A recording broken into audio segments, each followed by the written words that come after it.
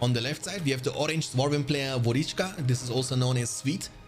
He's facing against the blue Man of the West player Andy Brandy on the right side. PowerPoint wise, we might see Rallying Call from Dwarves. That's going to be also the plan. And Man of the West player might go for the Rallying Call himself or the Human Wood. Remember, I keep repeating myself, but the Dwarven faction is the only faction in BFME 2 which has no scouting ability. No Farsight, no Human Wood, no Elven Wood, nothing like that.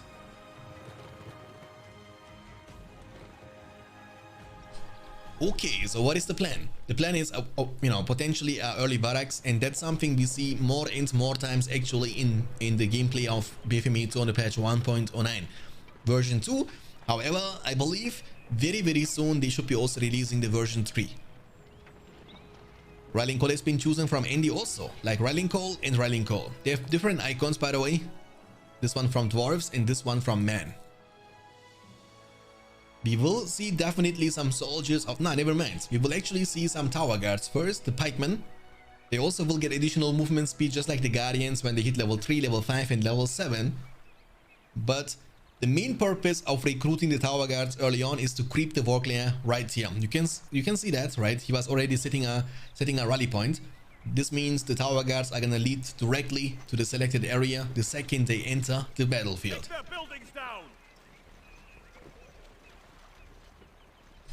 Okay, so in the meantime, we will have a transition into the Pikeman. He's going to use Rallying Call before they actually enter the mineshaft. It looks like he wants to creep the troll layer. Now, troll is obviously giving you more money in compared to the work layer. And also you will get rewarded since you will get the chance to capture the inn. So from the early game, I believe the Dwarven faction should be coming a little bit more ahead. But it's only a tiny advantage which shouldn't be game changing.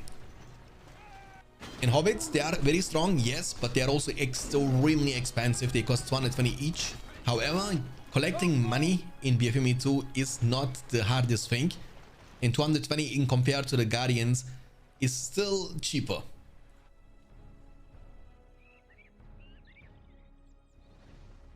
Hey my man Shanks, now banned. Much love to you in 2022 from the Roman Empire. Hey man SP Quar, it's always nice to see you in the chat.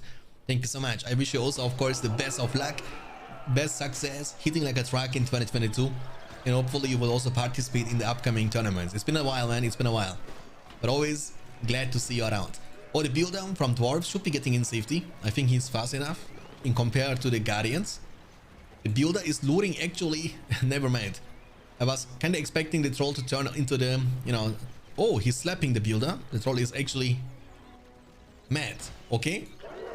That's a bad situation for Dwarven Pikemen because the Pikemen are weak in compared to the soldiers. They are being countered. But we have many Guardians on the field. So this gameplay from Dwarves is more like a... how can I say? It's like maintaining the early game while being kind of defensively. He's actually focusing more on creeping instead of going for offensive barracks. Offensive mineshaft, sorry. To be able to attack the Man of the West player as quickly as possible. That's not the plan from Dwarven player Sweet in the game number 1. He's creeping. Let's see who will get the last hit. Crush it. Okay, the Dwarven player was able to get the last hit and also 2 parts of the money while soldiers could only get 1 part. So Sweet is coming ahead, but during all this time, Andy Brandy is gonna creep even more with the tower guards that are already level 3. The wargs are killing themselves as they are trying to trample down the pikemen, which of course has the revenge damage. If you trample them, you will die. Hey, good evening, good way, welcome. Am I late to the bets tonight? No, the first game had actually no bets. But hopefully for the upcoming game we will have a bet in the game number 2. Akagami Shanks? Yes sir, welcome. Son Goku. Okay, big fight. Both armies are buffed. Guardians, they should be using now the charge attack to be able to trample them, deal some trample damage and also disable them for multiple seconds. And soldiers, when they are level 2, they are able to use the shield wall formation. Nah, they can, sorry. In order to be able to use it with the soldiers, you need to first of all purchase the banner. Now here's the banner purchased. That's gonna give them the chance to use hold ground stance. Or the shield wall formation rather, which makes them more tanky. And I believe that's the main reason why they are winning this fight hardcore. I was expecting this fight to be closer, but the soldiers will come ahead, definitely. In the meantime, there is an attack from the tower guards. They will be actually able to destroy the level 2 Forge Works after only one single battle wagon came out. Don't be clumped like this. Oh, the screaming effect. Look at them. They are so tiny when they are grouped like that, you know? One Guardian was able to reach the opposite side. No transition yet into the stable or the archer range from the man of the best play in the Brandy, but we have a hero joining the battlefield, and he is Boromir, the captain of Gondor himself. For the White City. No bad spy because Balindru is not around. They'll crush us. He will crush us. Okay, this battle wagon might reach level 2, and he has the chance to either get the banner carrier for additional damage for the nearby allied units, or the well for the sustain, or the man of the hill, which is effective against units, extroverts, which are also effective against units but not that much. They are more effective against structures. Boromir is almost level 2 already. The biggest weakness of the dwarven faction, guys, is the lack of mobility. So the second you will be caught, it's hard to disengage. The barracks in the front might be taken down, but the barracks in compared to a farm is of course way tankier. In the second this Boromir is turning level 3, will unlock his Horn of Gondor for his stun. And if you don't know, also the battle wagon can be stunned. And level 3 is unlocked now. He can blow the horn. But a little bit too late. The barracks has been taken down. Now that's a problem. Even though the soldiers are not able to deal too much damage, but he went for the arrow volley, which is a great combo potential with the rallying call, with the Horn of Gondor from Boromir. The battle wagon is going to be barely able to get away, but it's quite badly damaged. And I believe he still didn't rebuy and rebuild his Forge Works. Yup, yeah, that's the case. He was forced to use heal from the spellbook. And we have also Gloin on the field. So Gloin is a beefy hero, but they are getting outnumbered big time. The stable is building up now for the man of the West player.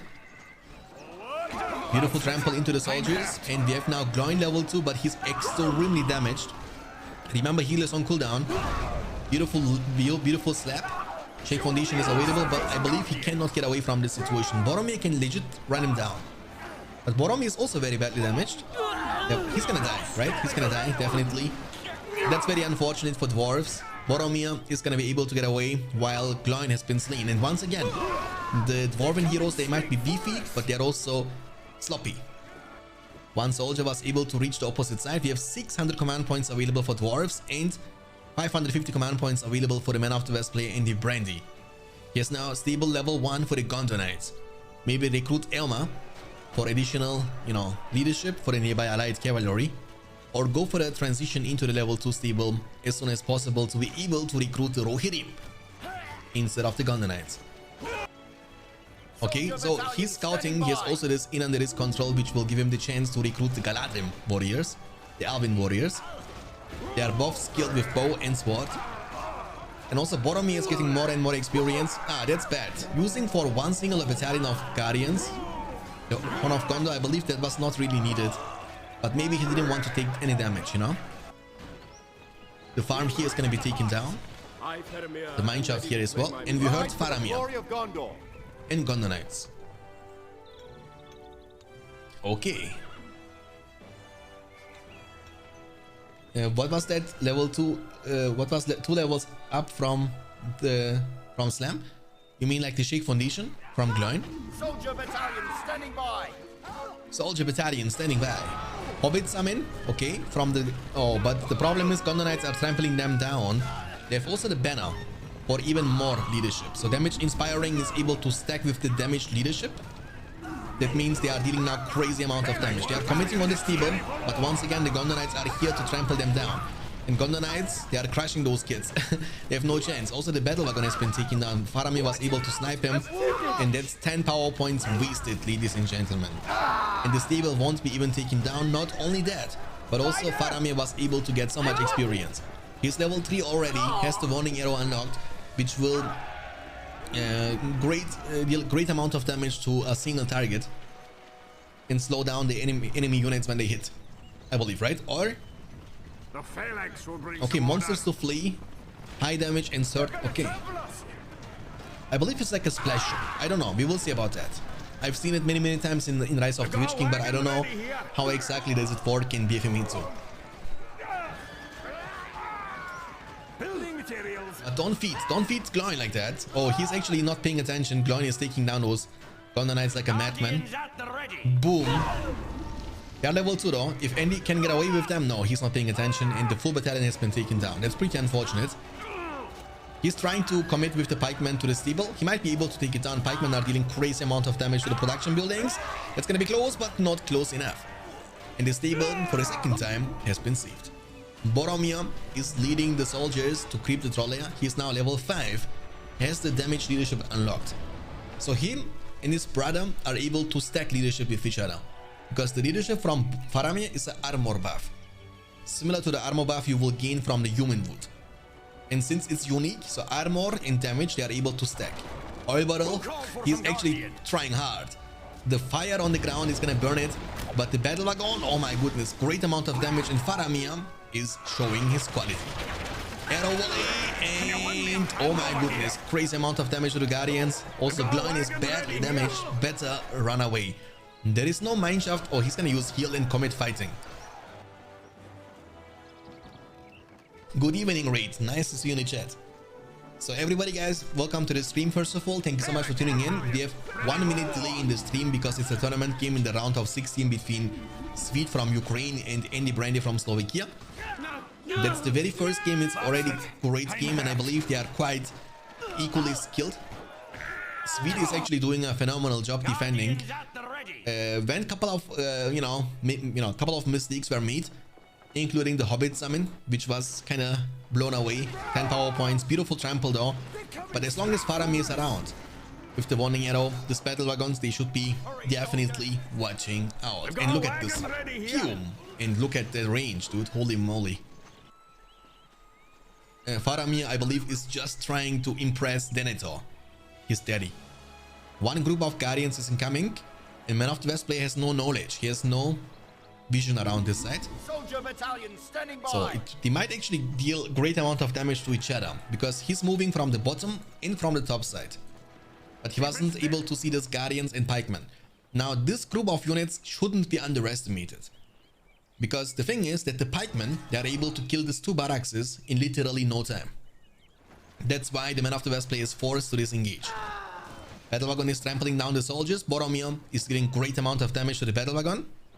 Rallying call is used on these units, by the way. Now let's see the commitment. Let's see how much damage he will be able to deal. He's looking to destroy the stable, which is not existing anymore. We've got a wagon ready here. Okay. Oh, Tom Bombadil summon will be used to defend, which is smart. Bombadillo, but I think, but he might still lose the level 3 farm. The Guardians are dealing crazy amount of damage with the aggressive stance and rallying call, and level 3 farm hurts. Oh, it's because you will get 175 command points of that. That's why the Man of the West play is all of a sudden command points capped. He indeed cannot recruit any more units as we are talking. There was the only farm which was remaining from the beginning of the game, and that is painful. On the bright side, Faramir is highly leveled. Boromir should be fine. He can always disengage whenever he needs, because he's faster than those Guardians, and he knows that. Level 6 or level 7 rather is gonna unlock the Captain of Gondor for additional experience for the allied units. So Tom Bombadil was kind of forcing the Man of the West player to invest 10 power points just to save the farm level 3, but there was not even enough to save the farm level 3. They have now some Elven warriors coming from the inn at the bottom left side. And arrow volley is actually reloading quite fast. Remember, the arrow volley in BFME 2 has almost no animation time. That means the second you cast it, it will drop those arrows from the sky and damage certain units big time. And they have also Aragorn now. So we have the 2 captains and the king himself. Arrow volley is back up now for the next big fight. Dwarven Mineshaft has been buffed with the Dwarven Riches, which is a great eco boost for the Dwarven economy. However, how we want to deal with these 3 heroes? Level 1 Aragorn has also Atelas for the sustain for Boromir, Faramir or himself. This mineshaft, I believe, is going to be taken. That's a human wood. He knows he has leadership from Boromir, and if Aragorn gets level 4, he has also leadership, which can also stack. So he has now a lot of damage and armor on these soldiers. There are no pikemen, so imagine like you have 2-3 battle wagons trampling them down. And look at that, boys. Do you see that? After killing one single mineshaft, Aragorn is turning from level 1 to level 4. That's crazy. I mean, the thing is that Boromir is also providing you with additional combat experience. That means you will be able to share a greater amount of experience. Now, high tier leadership is unlocked for more damage, more armor and combat experience. You have damage leadership from Boromir and the armor buff from the human wood. Aragorn hitting like a truck, Dane has no chance. He has to run, but running, that's not made for dwarves. Oh my goodness, the dwarves are falling apart. But in the meantime, there is a base trade going on. Faramir is trying his best to save the fortress. I believe the fortress should be saved, or does he have siege hammers? The answer is no. I believe the damage he will be able to deal to the fortress is going to be kind of limited. Men of Steel will be special summoned now for defensive purposes. We have lots of towers. And I believe the Man of the West player has to bail away. He has to run from the Man of Steel. And oh my goodness, it was quite close. But the fortress is not gonna fall today. So they are both kinda in the game still. However, I would assume and say that the Man of the West player has a clear advantage because he has managed to keep the barracks protected. While dwarves, they lost all the production buildings, which means no more units anytime soon for Swede from Ukraine. But he has 625 command points available. Ekuran, 16 for the follow, appreciate that. Welcome to the stream. And 550 command points available for the Man of the West player, Andy Brandy. But he has 3 very important and impactful heroes, and every one of them is quite highly leveled. We have Aragorn almost level 5, Boromir level 7, and I believe Faramir is like he's level 7 already. So armor buff stacks with damage buff, and that all stacks with the high tier leadership. These 3 heroes are gonna make the nearby allied units extremely strong.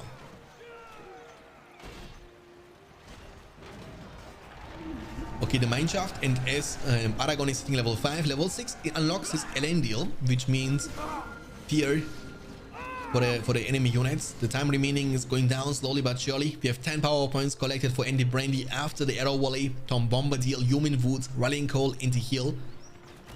He is sitting on 550 command points in total. And on the other side, we have 625 command points, yes, for dwarves, but he was kind of forced to rebuild everything he got. It means he has to rebuild the Hall of Warriors, eventually the Forge Works. It means a lot of time and also money, of course, has to be invested, while the Man of the West player can just, march forward. And I believe that's the plan. He's now leading forward. Look, them glowing, shining bright like a diamond, boys. They are so extremely strong now. Holy moly, that's gonna be tough to defend. I don't think he has the tools to defend this because Men of Steel are gonna be gone very soon, and what else can you do against such a reckless seat? None can withstand the fury of the dwarves. But maybe Gimli can do some stuff, even though I believe Gimli will also get blown away from this much leadership, and Faramir can shoot him down with the Wanting Arrow, Oh, okay, Gloin level 7 though. Imagine getting level 10, that would be awesome. Look them, they are shining so hard. Level 7 Elven Warriors, there was a mistake to actually get out there. Because Gloin is gonna be taking... Oh, Gimli is coming. Extra, level 2, has the leap attack. Jump, Gimli, jump, it's your time to shine. If he gets level 5, I'm telling you. If he gets level 5, I'm telling you, boys. Can they get away? I mean, King Din is getting away, yes. But Gimli is kinda left alone. Just leap attack at least. He's using the heal. Does he have heal? Yeah, he has heal from the spellbook. He's gonna use it and leap actually away from the enemy units. Wanting Arrow is gonna be used. I'm gonna see how much damage. Boom, great amount of damage because Gimli is a very expensive hero. I was not expecting more damage than that. And Gloin, the daddy of Gimli, has been taken down. Now the problem is leap attack is on cooldown, and Gimli level 3 cannot match with Aragorn, who has Anduril now with his level 5, and also the Blade Master active, which means 50% more damage and 50% more armor. So Gimli was able to get into the Mineshaft, but the problem is what is gonna happen next. This guy is only level 4, but he has the Mighty Rage. Now the commitment on the fortress. Gondor costs for 8 and Rohan will answer. And Arrow Volley is also available for the worst case scenario. The Rohirrim are dealing great amount of damage to the fortress, but they will be first of all taking care of this level 3 Mineshaft. The investment into the heroes is paying off, and for that reason, the game is going to be won by Andy Brandy. We have the orange Mordor player, Swede, at the top side, against the blue Dwarven player, Andy Brandy, at the bottom side. That's how the map Mirkur is looking like. We have Warclayers in the middle of the map. And we have also Warclayers on each side of the map, top and bottom. Trolls protecting, just like in many other maps, the inns on each side, left and right. And that's it. So we have Eye of Sauron being used for scouting purposes. Remember, Eye of Sauron is also giving you the high tier leadership, which means it will get the chance to stack with the War Chant and even the Tainted Land. And the reason why it's called high tier, because that's the only way you can get from a leadership armor and damage at the very same time. So you have like 4 different leaderships: armor inspiring, armor buff; damage inspiring, damage buff; and the 5th one, the most important one, is the high tier leadership. The builder is being look, this Eye of Sauron is actually moving with the builder together. And we have a Hall of Warriors coming up, you know, around the fortress. So we gotta keep an eye on the builder, because the builders are extremely important when it comes to play against dwarves, because scouting is the key to victory. If you don't scout well enough, one surprising mineshaft might lead, you know, into your chaos. Like, you might lose everything in a couple of seconds. Dwarves are not only good when it comes to build stuff, they are also great when it comes to destroy stuff. We have now Orc Warriors from Orc Pits, 2 of them. Orcs, you know, they are the cheapest units. They are also, it doesn't really matter if you lose them, as long as you can buy yourself time to get the transition later on into something stronger than only Mordor Orcs. And this might be potentially some Nazguls from the fortress. You have the chance to recruit 3 Nazguls and 1 Mouth of Sauron. You know, you have like 4 mounted heroes in BFME 2 as Mordor. Later on, you might also go for the Troll Cage, for the Mountain Trolls, for the Attack Trolls, for the Drummer Trolls. You have also the chance to recruit Corsairs, Muma Kills, you know, like Haradrim Archers. You have so many options with the Mordor faction, that's kind of crazy. That's why you should not give Mordor too much time, you know, to scale into the super late game in which it can shine bright like a diamond.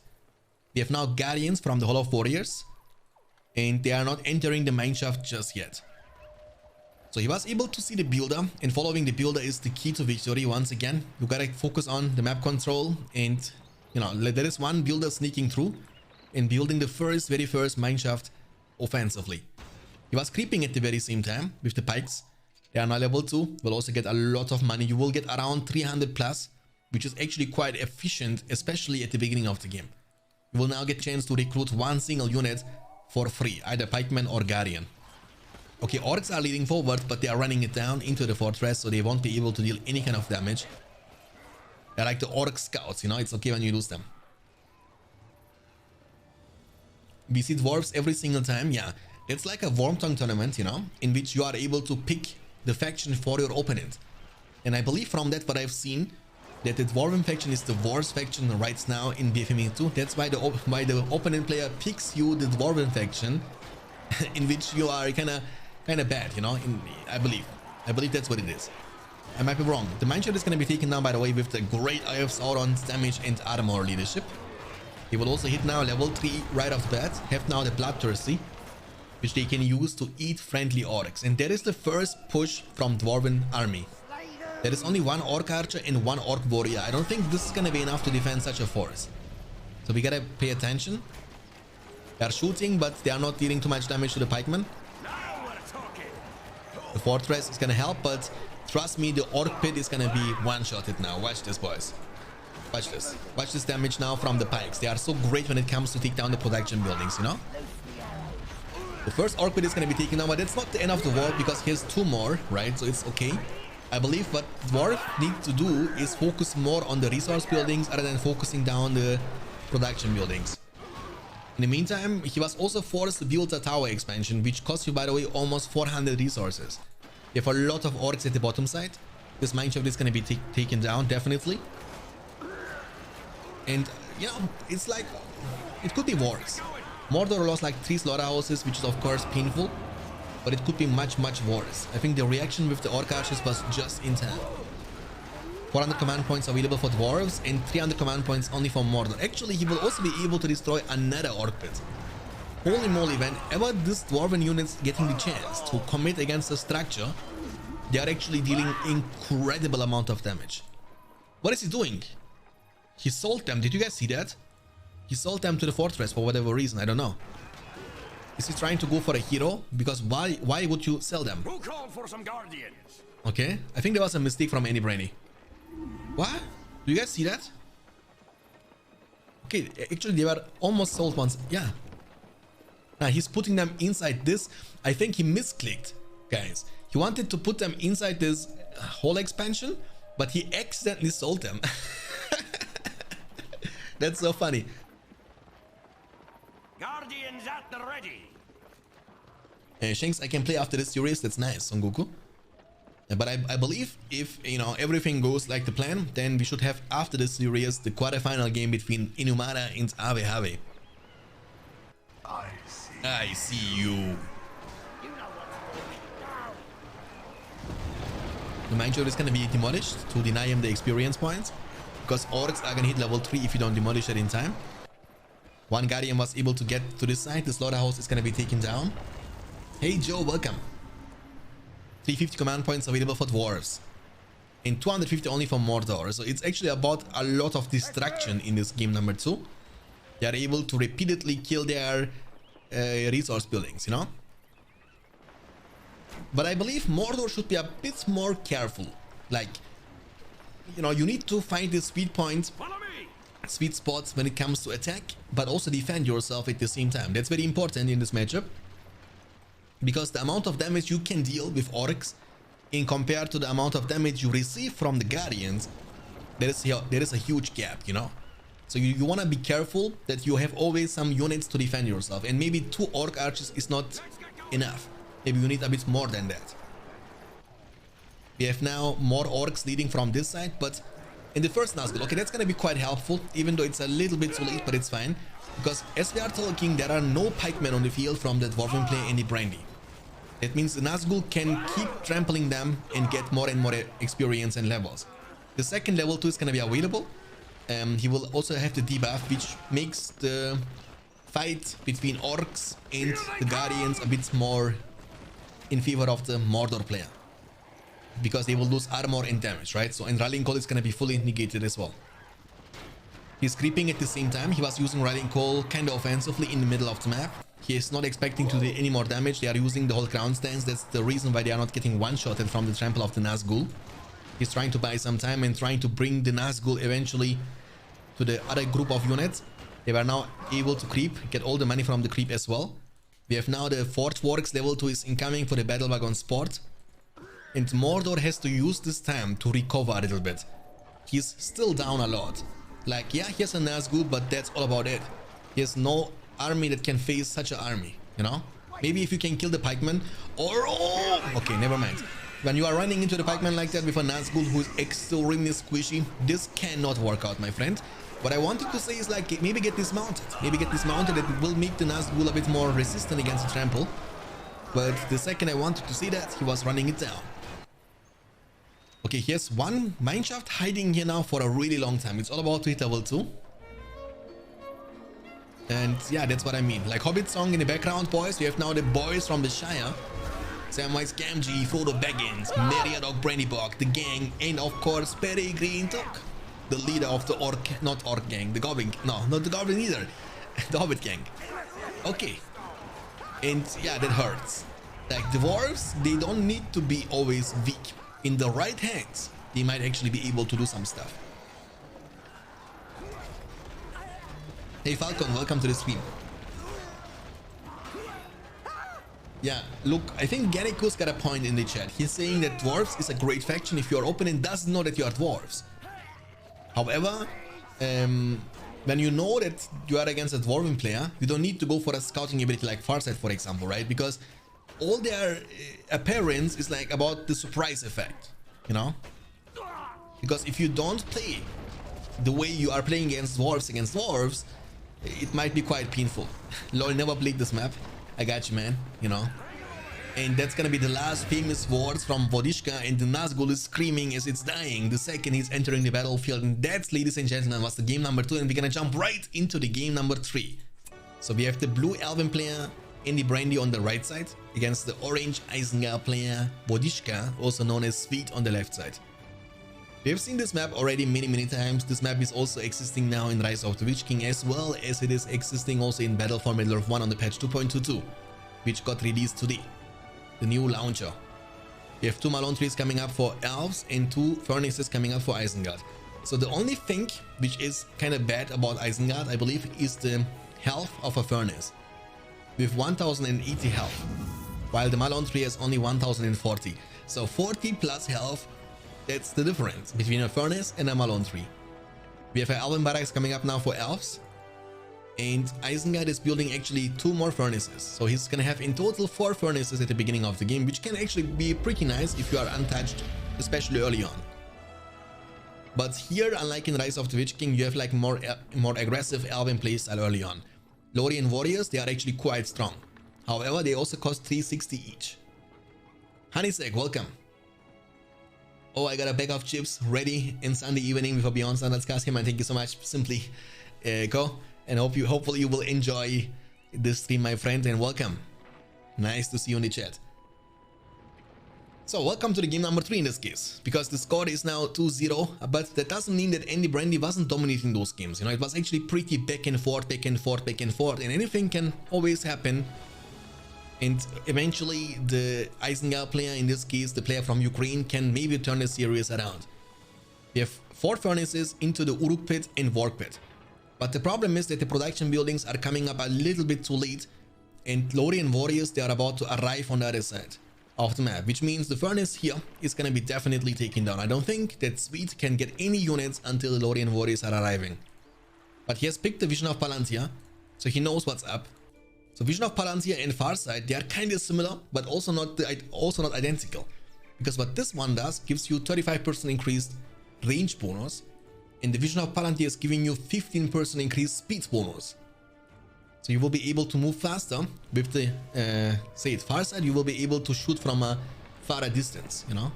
The furnace has been demolished just in time to deny the Lorien Warriors the experience points, and now we have Pikeman.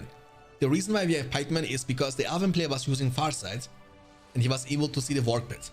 So when you see Vork pit, you know, you don't need to be a genius, because then you need to expect some Vork riders. In order to counter them, you need to recruit some Pikemen. Now he might group for the attack with the Lorien Warriors in the Pikeman. Tobacco, thanks for the follow, appreciate that. Welcome. Hope you're gonna enjoy your stay. More Pikemen coming up very, very soon. That means the Vork riders, you need to try their best to avoid trampling down these units. Maybe early lords can be actually quite efficient in this matchup. Farsight has been used for the 2nd time, so he wants to see what's going on. Urukai, they are even cheaper in compared to the Lorien Warriors. And look at Andy Brandy, he knows, okay, I need at least 1 pikeman for the group of the attack, and also I need multiple pikemen to eventually defend myself. Otherwise, these Vork riders are gonna deal a lot of damage to my economy. And even now, they will be able to destroy one of the Malone trees, but the counter damage is gonna be quite effective. Because once again, the pikemen are dealing crazy amount of damage to the production buildings, and that means the Uruk pit is gonna be unfortunately taken down. And you don't want to trade Uruk pit against one Malone tree. Uruk pit has more value, especially in a situation like that. But he was able to kill the pikeman with the crossbowman, that's good. Maybe Vork riders, nope, that's not being the case, and slowly but surely the Uruk pit is going down. And also he has taken so much damage now from the with the Vork riders, you know, against the pikeman. I believe they won't be able to finish this one off. I don't think so. Right? Yeah. Oof, this is not looking good for the player from Ukraine, boys. It's not looking good. He needs to play a bit more carefully. But smart adaptation from, you know, Andy Brandy. The second he sees a mistake, he's able to commit on this mistake. And since the last tournament, Andy Brandy has improved quite a lot. So I have high expectations from him throughout the entire tournament. But remember, that's only the round of 16. So the deciding games like quarterfinals, semifinals, and the grand finals will come up very, very soon. Today, for the first time in this tournament, we're gonna have a quarterfinal games between Avehave and Enumara. Hopefully right after the series between these 2 players. We have now Lourdes on the field. That's great. Lourdes is a very cost-efficient hero. Gives you legit everything what you need. He is able to fight with sword and bow. He can use carnage. He has leadership, cripple. When an enemy hero makes trouble, you can make him stand and not being able to move for like 30 seconds, and then the pillage for money, money, money.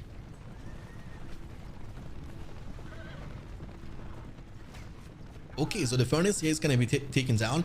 Once again, the furnaces are actually very squishy, you know, in BFME 2. He was also creeping.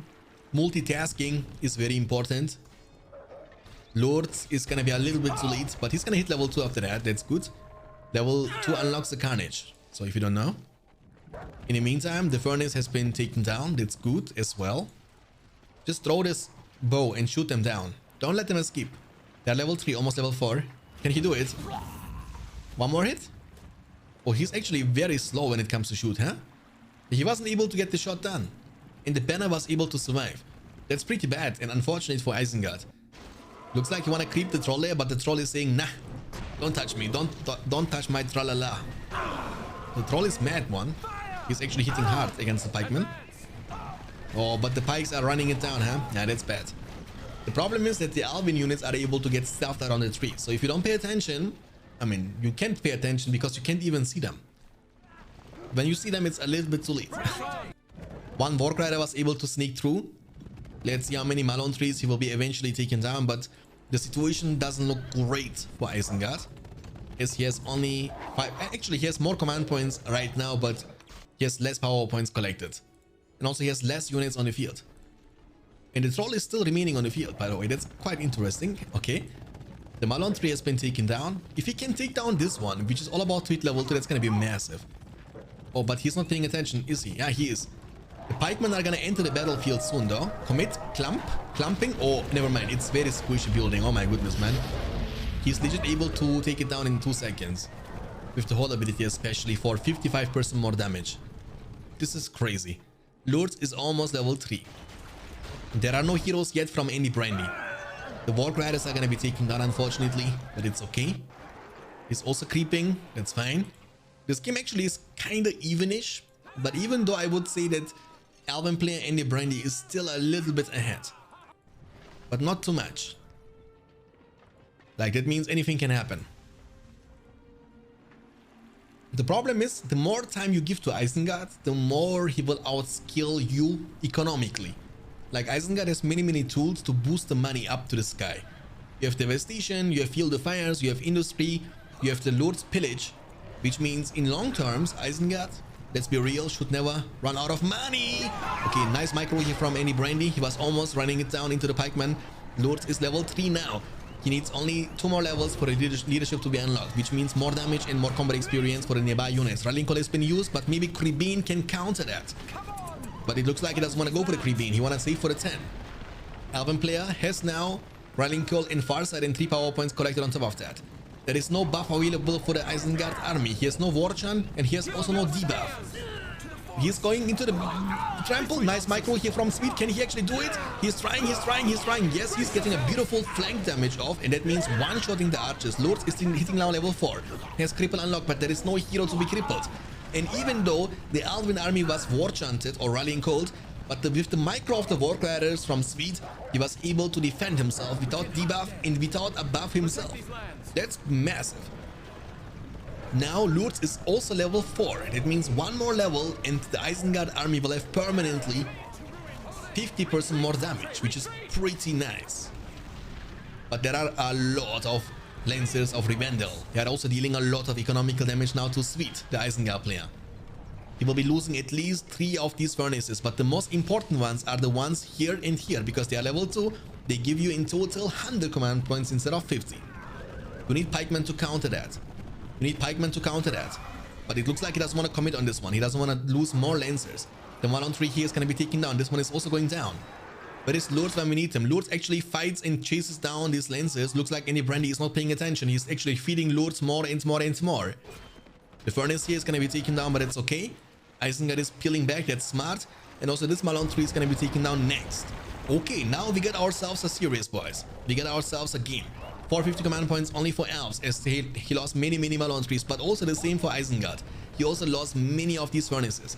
As long as he can save this, Lancers, okay, run into the nice micro from Andy Brandy, and one of them has been taken down, but that's not the end of the world. He was able to save the second. Farsight has been used on the Elven army. They have now more range, and Isengard has to bail. Nice positioning. Positioning is extremely important if you want to be able to serve, save your archers against the trample of the Orc Riders. And the Elven Scout can be revealed if you use the Vision of Palantir. The Pikes are not in position, they were using Gold Ground Stance. That's gonna give us the chance to see a beautiful trample, but now it's too late. The Pikes are... Okay, he was even using the Rallying Call when the Isengard is about to disengage. That's good. Now the Builder is getting bullied by Lords. He's using Carnage to get the Builder killed. But he will be taking down this Malone tree. That's gonna make him hit level 5. Leadership, ladies and gentlemen, has been unlocked. Haldir is on the field, but he has to be careful because Lords is level 5, has Cripple. Haldir won't get the chance to move, and you have more than enough time to take him down right after. Many Pikemen, he's too scared from the enemy Lancers. But Pikemen are bad against anything but the Lancers, you know? I mean, they are great when it comes to deal economical damage, but the main army from Archers, from Elves, are Archers, you know? And Archers are great against the enemy Pikemen. So Lord's actually just going ham, you know? Lord is going ham and taking down the slaughterhouses or the lumber mills actually, you know, by himself. Level 6. He's killing so much stuff. Holy moly. But can he get away from this? I don't think so. He's suiciding at this point. Don't give experience to Haldir. Don't give experience to Haldir. Is he gonna get the last hit? If he does, he's gonna get a lot of levels. Watch this. Boom. Like almost 2 full levels for killing Lords. Okay, the first money giving ability has been unlocked. That's Industry, which is giving you in total 200% more money from this furnace. So let's take a look into that. He's getting 68 from it. That's pretty nice. He needs to revive his Lords. Lords is very important to be revived. Rebane has been used, but it's gonna be on cooldown soon. We see also now some peasants. They are coming from the inn, if you are wondering. They are also kind of cost... Yeah, they cost only 120 each, so they are pretty cheap. But that doesn't mean that you need to run them down, you know?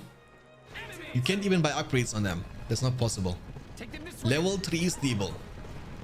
For 25 plus 10% faster build speed. And also 6000 health. And every level 3 building in BFME 2 acts like a tower. Sweet has pikes. They are not in position. They might actually be taken down. He's grouping an army in the middle warfare of Mordor. The furnace level 3 now is producing 89 resources every couple of seconds. And that's what I was trying to say earlier in the game. If you leave Isengard too much time, he will have no money problem. That's gonna lead into a stronger army with upgrades, into stronger heroes like Saruman and Sharku, because Lurtz was already on the field, and Isengard will be able to outspam you because he has more money than you. Oh my goodness. Oh no. He's actually running it down. Oof, that is painful, ladies and gentlemen. That is painful.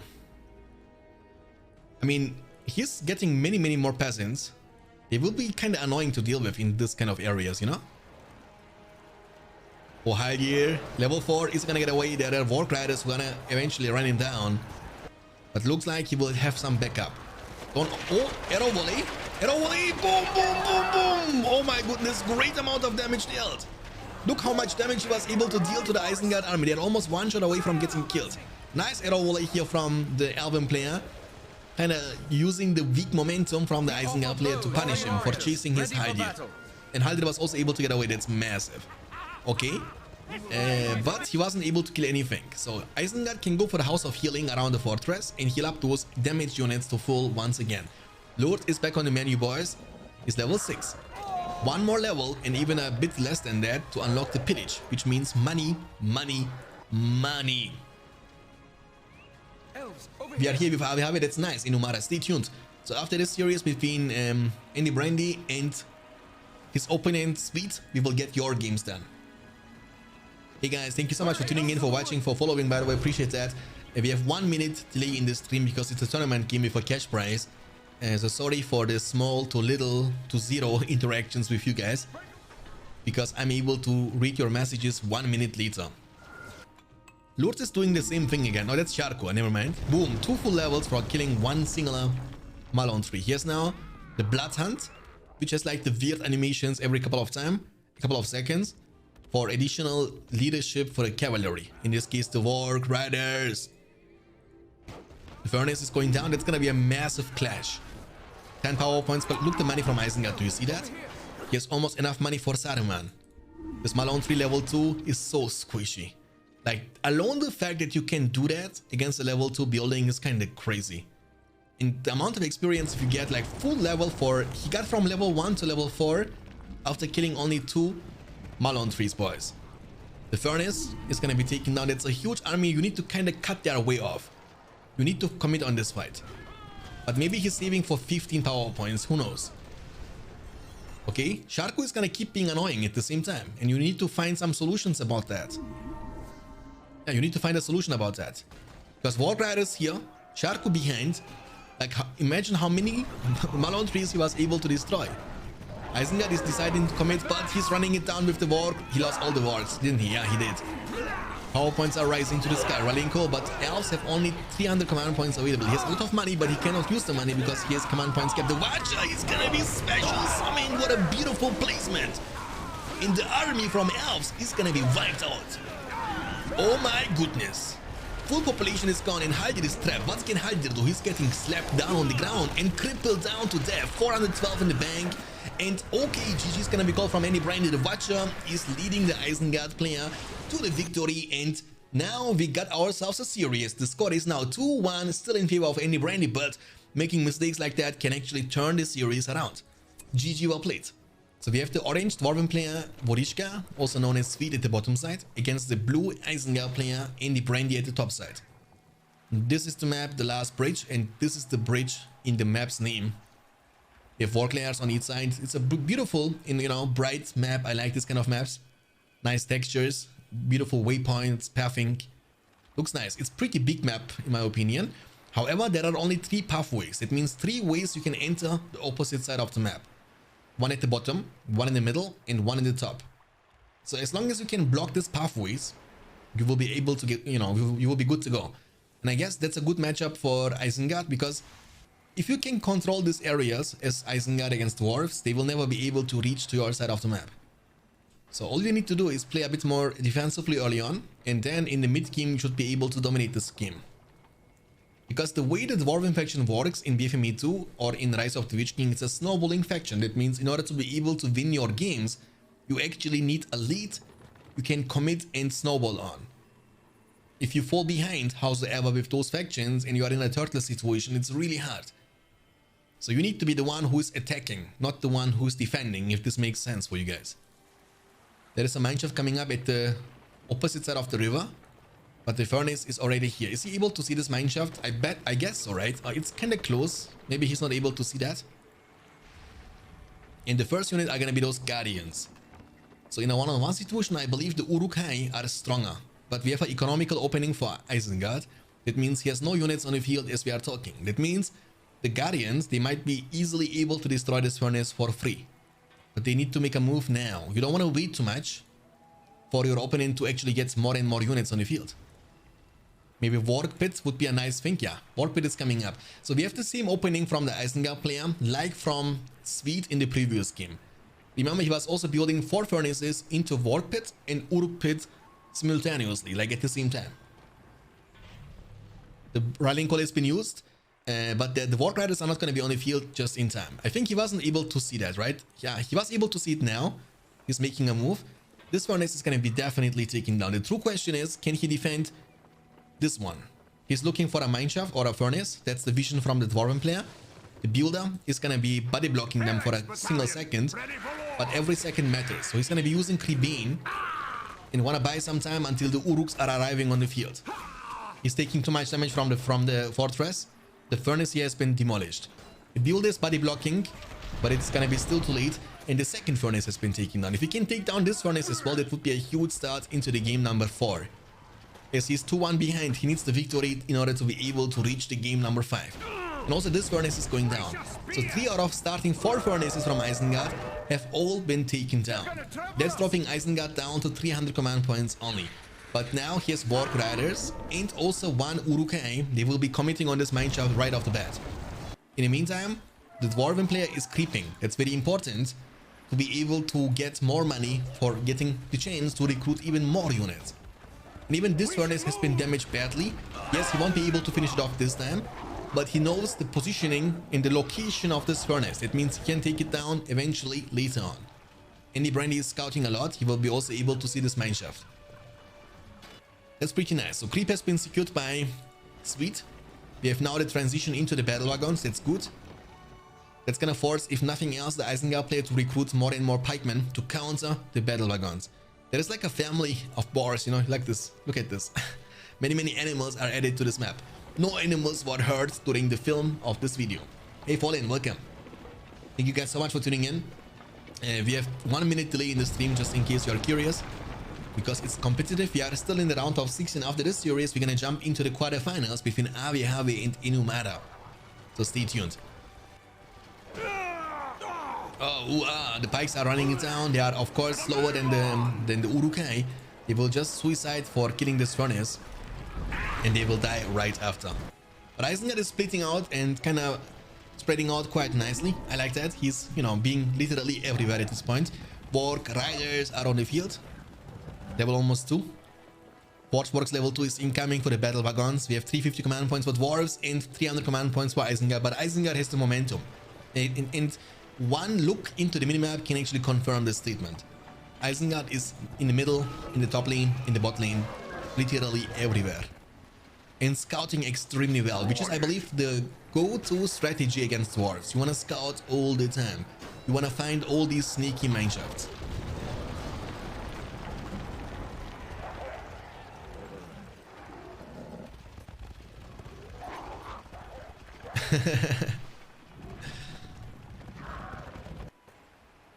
Okay, what is going on the other side? Yeah, Isengard is building even offensive furnaces right in front of the mineshaft from dwarves. They are gonna be able to get away. The first battle wagon is finally on the field. You know what I've never seen in the tournament so far is like a siege hammer strategy, you know? Because what it does is like it's boosting your damage against structures exclusively, which opens so much potential, you know, for you.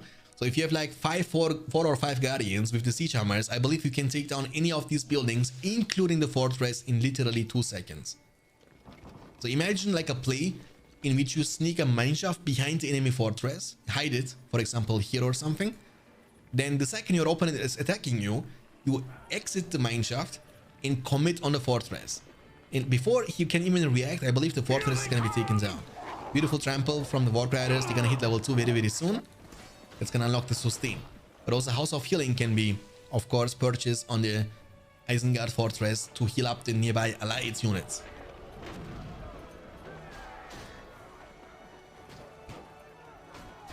The mineshaft is going to be taken down slowly but surely. He's actually kind of body blocking quite hard, just micro around. Oh, and that hurts. Now the Orc Warriors are coming too. That's painful, boys. That's really painful. And it's going down, am I right? Yeah. He will also lose the guardians of that, right? He has no pikemen to deal with this, unfortunately for him. The counterattack might do something, but Orc Riders are annoying. I believe what you need to do in a situation like that is leave one pikeman inside the mineshaft and get them out whenever you need them to defend the mineshaft against the Orc Riders. I believe that's the best thing you can do. But he might now get the chance to eventually take down the Uruk pit with the pikes. Pikes are dealing crazy amount of damage to the Uruk pit. Now they will be able to clamp on it. Prebane is to be moved. It's not moved, and it's not gonna be debuffing now. It's gonna be debuffed now, but it might be too late. And the Uruk pit, that's what I'm talking about, boys. Pikes are dealing increased damage to the Uruk pits, to the production buildings generally. That's gonna be close, but actually he will be able to save it. Prebane debuff is coming in clutch, of course, making them lose the Rallying Call buff, and also debuffing them on top of that, making them lose quarter of their damage output, which is a lot. Like, they lose a lot from it. Urukai, level 2, maybe send them back a bit so they can heal up, but it doesn't look like that this is the plan from Andy Brandy. Guardians of the Galaxy. We have 400 command points available for Andy Brandy and 400 command points available for dwarves. We have multiple mineshafts coming up now. Maybe more battle wagons could be nice, because Isengard has still not many pikemen up on the field. He has like 1 pikeman only, and that's it. Maybe Gloin could be nice. But you can see, as Andy is actually, you know, kind of discovering all the 3 pathways, and with that, all the 3 possibilities from the Dwarven player suite to reach the opposite side of the map, he's able to deny him to play the game. Like, Sweet will never get the chance to build the offensive mineshaft anymore, as long as Andy keeps doing what he's doing. You know? More Orc Riders. Oh, Andy from my country, the Slovak. Yes, he's from Slovakia. Samkas, welcome to the stream, by the way. Hope you're gonna enjoy your stay. Andy Brandy is, playing really nice. Really nice in this series. Battle Wagon is quite low, has no upgrades on it. He has no money, he's broke. And he has almost 10 power points collected after the Cribane. And he has units literally everywhere. And now he's grouping up a huge army. With them, he might get the chance to deal great amount of damage to the structures of Swede. Maybe even finish off the game number 5 or 4 rather. And kick Swede down to the loser's bracket. And Swede in the loser's bracket has to definitely, before he plays the games, has to play a bit more on the maps in the map pool for the tournament. That's very important. Looks like he has not played on many maps, not a single time yet. But I don't understand that. There are great mappers who are making great maps, great amount of maps, especially for BFME 2. BFME 2 players should be lucky that there are so many amazing people who are actually investing so much time into mapping. Mapping isn't something easy, you know what I'm saying? It's pretty complicated, especially time consuming. Maybe not the hardest thing, but time consuming. And if somebody invests so much of his free time to make those beautiful maps, we are kind of owing them to play on them. And if you end up playing on Forts of Eisen for 20 years, it's kind of boring, at least for me, The macho is going to be taken down. Too many command fields. It's going to demolish everything, and Swede is going to be defeated. With that, also kicked down to the loser's bracket. GG well played from both the players, and congrats to Andy Brandy for reaching the quarterfinals.